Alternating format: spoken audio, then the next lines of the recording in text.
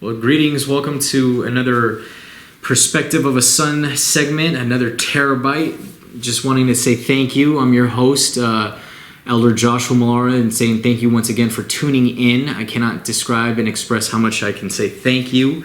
And I just want to say be sure to subscribe, hit that like button, hit that dislike button. If you don't like me, you know what? That's fine. You don't have to like me, but I'd rather you love the Yahuah in me. Amen. Just wanted to say this is that last time we were talking was talking about the father-son order and how it needs to be restored, how it needs to be brought back into the lineage of discipleship, into the lineage of inheritance. Because everybody says inheritance of Abraham is finances and blessing. Well, you look at him. His inheritance and his waiting was for the promised seed of Isaac to come into manifestation. And he didn't get it until the Father said, now I'm going to make you a father of many nations through one son. And sometimes when you pay attention to how the Father Yahuah speaks to us, he speaks to us not only in a quick and now moment. Sometimes it does process within our own lives in years to come, or in a now instant moment. Or if you pay attention to the Father, he is generational. That's why when he makes a bold declaration and when we all get our house in order, meaning us, our own soul, our own nefesh and suke, and we get that in order, then we're going to be able to get our lineage in order, amen, our generation in order, because we can command our house to be in order. But there are qualifications to us being a son. Most of us, those who reap the opposition of the world and religion for the word of Yahuah, that's the main opposition. I was just reading the notes here. Because there's a lot of people that say, oh, I want to be a son. I'm a son. Yeah, and then some take it out of the outer course, saying, yeah, we're all God's sons. Yeah, God's sons. But Yahuah has qualifications to be a servant son, to be a weah son. And this is the trick. Can you be a servant? Can you wait on Yahuah? Are you going to learn to wait by serving him? Because that's a tough one. Because one thing I have learned in growing up from when I was transitioning from Jesus and into Yeshua, I had to learn what it means to really, stop being self-seeking and stop being self-gratifying, and started really worshiping the Father on Shabbat, on his high holy day, on his Kadosh day. I had to learn what it means to keep his name Kadosh. You know what I'm saying? So I hope you know what I'm saying, because it's not, sometimes in the beginning it's not easy, but he's always going to test you because he wants to see, are you willing to be a vessel yielding your many-membered body unto his perfect and pleasing will? And that's pretty tough, because our own soul wants to be self-seeking, self-gratifying, self-justifying, just for a moment of temporal satisfaction when the Father is fully eternal fulfillment. So I'm going to read you this very quick. Qualifications for sonship. Checking 4 areas of relationship with your spiritual father can test the qualification of your sonship. The 4 areas that qualify us as to sonships: being immersed in a father's vision and teaching, the ability to make a father's work your own. Well, hello somebody, and you guys got to understand.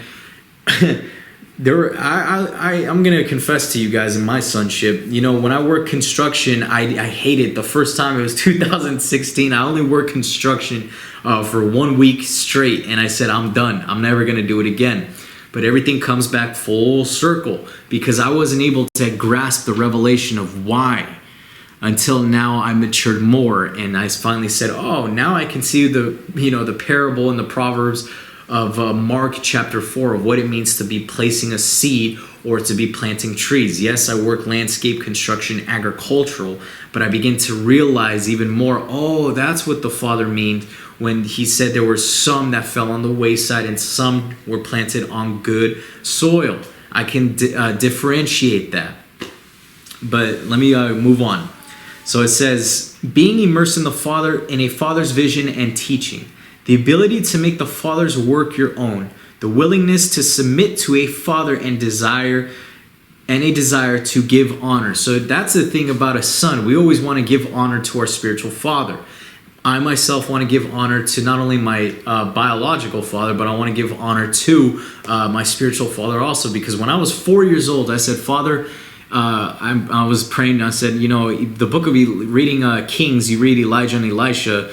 You're going to begin to realize the intensity of what it was in that time frame of what the father-son relationship was.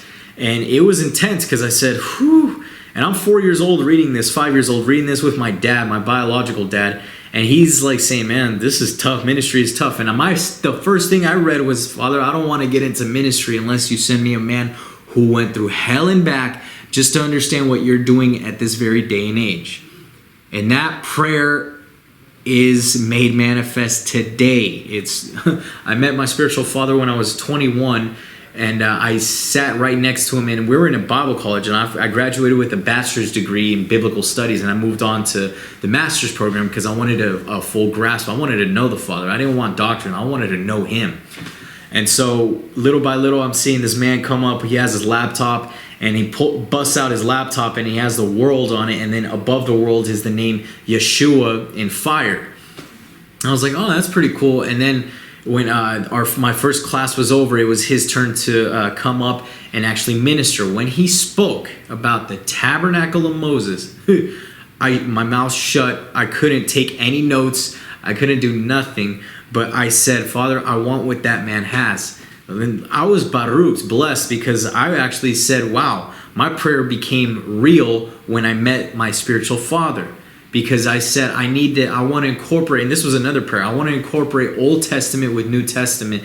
That way, this was, when I was younger, I wanted Christians to get a hold of Old Testament to have substance, because there's a lot of people, if you watch videos on YouTube, you begin to see that there's Christian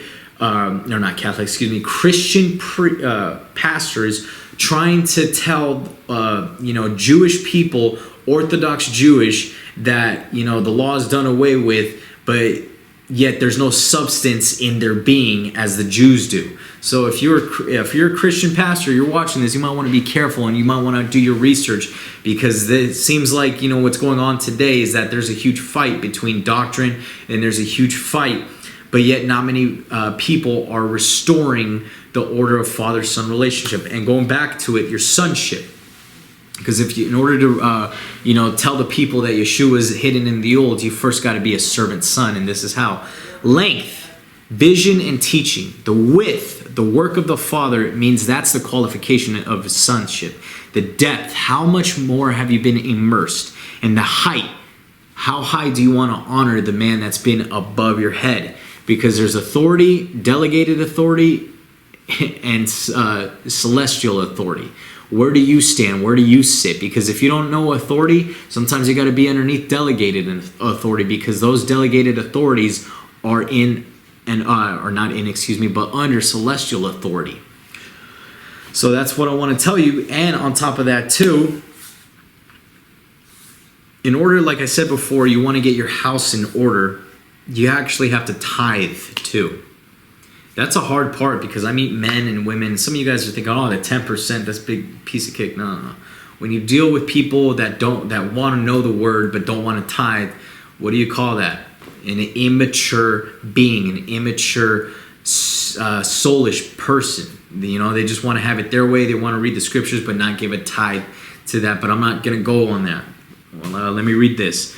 So, Abraham had received a great promise from Yahuah. He would become a father of many nations. And I know I'm going to tie this up, the qualifications of a son, through the father's perspective, because sometimes for you fathers, you paters, you've been given a promise, but sometimes you don't know, how to manifest the promise through a son, because you never had a son in the ministry. So you got to pray for sons, servant sons, to come into your lineage so you can train them, discipline them, lift them, esteem them, and most of all, you gotta have they gotta have a portion of who you are in them.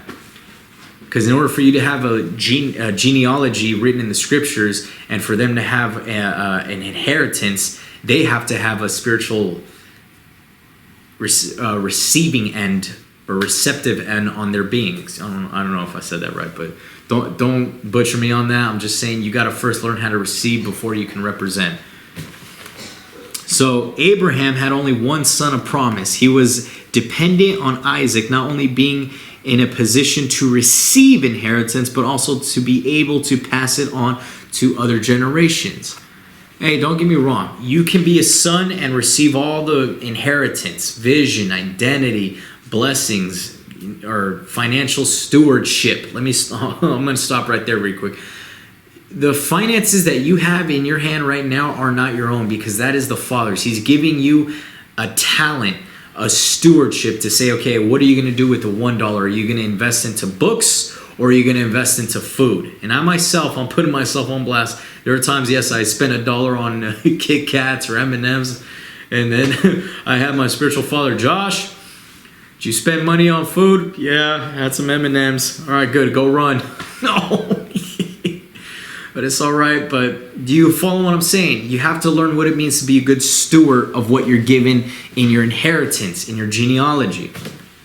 I mean, Yahuah could have promised Abraham a great name and lineage, but only sons in generational order would have the ability to bring those promises to pass. What did I say? The Father is generational.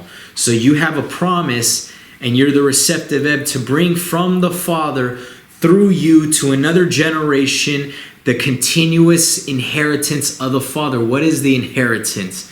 Not many days forth until you wait on the promise of the Father. Then you will be empowered with speaking in tongues and the gifts of the Spirit. But I'm using that as a paraphrasing, because many people read on and say, oh, we're going to have the power of the Holy Ghost or the Ruach HaKodesh. We're going to speak in tongues. Oh, but then at the same time, you miss the mark because you miss the promise of the Father. What is the promise of the Father? Himself. I'm saying this from experience because I jump the gun all the time. I'm young, but yet I still go back and try to refer back and say, okay, let me circumspect my own walk to see where I missed the mark so I won't miss the mark again. In Hebrew, to miss the mark is chata, meaning you have a bow and arrow, and right when you're about to shoot it dead in the center, oh, you miss it. Because you couldn't stay and remain in that posture of where you stand in authority. Because you let the winds of adversity, the winds of doctrine mess you up. That's why your genealogy, your relationship with your Father, and your inheritance is always determined by your qualification. It's always determined how long and how much you will submit yourself and immerse yourself into the vision of a Father. And if you don't have a Father in the Emunah, well, you know what? I can say, come on down to H2HDI. We love to be a father. I want to be an older brother to you. That way I can help nurture and develop the Mashiach in you, upon you, and out of you. You know, I actually do like and enjoy when I see lives change and I see the Messiah grow, increase in them. It just brings me great joy and shalom to say, finally, there was one I could able to pour a part of who I am in them. So just want to end it off with that, because that's all I got to say from a perspective of a son. Are you willing to be fathered? That's my question to you. Are you willing to be fathered? And are you willing to have the qualifications of a son? Because many of you will want to be called a son, but not many of you want to go through the chastisement. But first there is instruction, correction, and then rebuke or judgment, But not many of you want to be discipled, because a part of being a disciple really is to let go of the childish things and put on the things of Messiah, which is maturity, upright ruling. And sometimes you got to learn to be provoked unto righteousness. Some people don't like that, but you know what? I've been in somebody to say, well, that's righteousness being manifested. You got to live up to that standard of right ruling. So if you want to rule and reign, you got to restore Yahuwah's name. And I'm saying that from experience because, hey, I get attacked left and right just by saying his name. I'm like, Yahuah. Oh, it's God. It's Lord. Well, do your research. That's all I got to say. Just do your research. And I just want to say this before I end off and say good night, good morning, whatever time you're watching this. Lila Tov, Boker Tov. And I just want to say this before I go again. Shalom.